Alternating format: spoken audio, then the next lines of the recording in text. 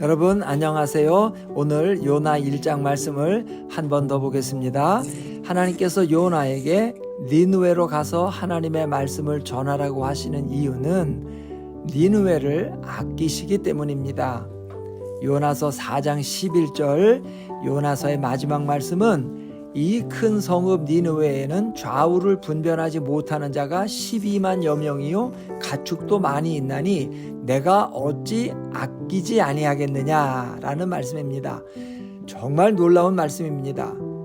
요나가 보기에는, 사람이 보기에는 니느웨 사람들은 미운 놈들이고 망했으면 좋겠는 놈들이고 죽었으면 좋겠는 놈들입니다.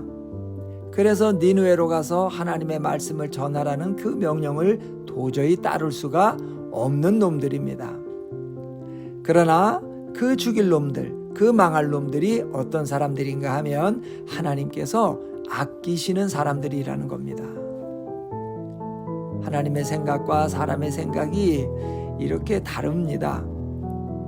하나님의 생각과 사람의 생각이 달라도 너무 다른데 사람이 하나님께 하나님 니느웨를 구원하시려고 하는 것은 하나님이 잘못 생각하시는 일입니다. 하나님이 계획을 변경하세요. 그럴 수는 없는 일입니다. 하나님의 생각과 사람의 생각이 다를 때, 창조주와 피조물의 생각이 다를 때 결론은 하나입니다. 피조물이 생각을 바꾸고 마음을 바꾸고 뜻을 바꾸는 게 맞습니다. 하나님은 실수하거나 시행착오를 하지 않는 분이기 때문에 그렇습니다. 하나님이 하라고 하는 대로 해서 안 되는 일이 없고 망하는 일이 없습니다. 내년이면 100세가 되는 아브라함에게 내년에 아들을 보게 될 것이라고 말씀합니다. 믿어야 될까요? 말아야 될까요? 홍수가 나서 물이 철철 넘치는 강물에 법궤를 맨 제사장들의 발을 내디드라고 말씀합니다.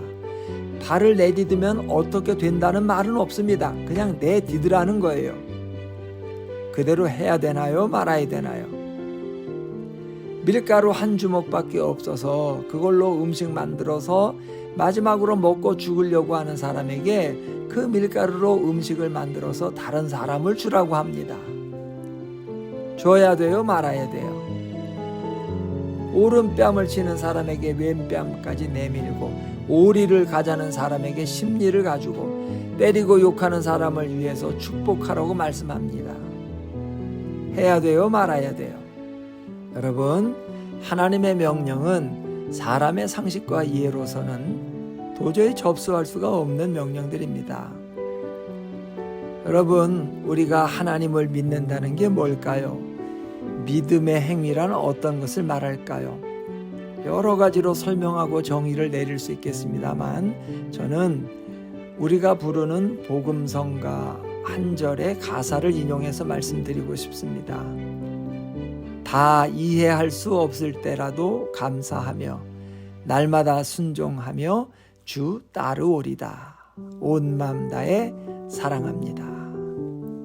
다 이해할 수 없을 때라도, 다 납득할 수 없을 때라도, 내 생각, 내 뜻과 다를지라도 하나님의 지혜와 능력을 신뢰하면서 그 말씀을 따르는 것이 바로 믿음의 정수가 아닐까 생각합니다. 우리가 다른 사람 앞에서 내 뜻을 접어야 되는 경우가 있습니다. 그럴 때 기분도 나빠지고 자신감도 떨어지고 모욕감도 느끼게 됩니다. 그러나 하나님 앞에서 내 뜻을 접는 것은 기분 나빠할 일도 아니고 굴욕감을 느낄 일이 전혀 아닙니다.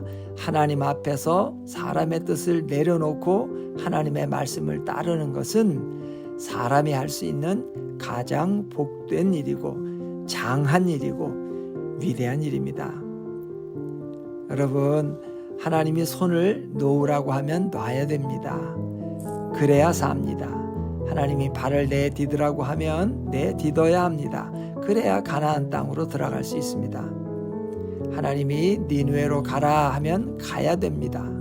그래야 하나님의 뜻이 이루어지고 영혼이 구원받는 역사가 있는 겁니다. 우리가 삶 속에서 자주 경험하는 일입니다만 정말 하기 싫지만 그래도 하나님 말씀 생각하면서 억지로라도 순종했을 때 예상 밖의 좋은 결과를 얻게 되는 때가 있습니다. 너무나 가기 싫은 새벽 기도를 갔는데 그날 하나님께서 너무나 큰 은혜를 주시는 일이 있습니다.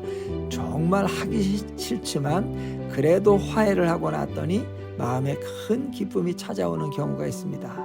너무 아까워서 주기 싫었지만 그래도 주었더니 하나님께서 더 크고 좋은 것을 주시는 일이 있습니다. 양보하기 싫었지만 그래도 참고 양보했더니 정말 좋은 일이 일어나는 경우가 있습니다.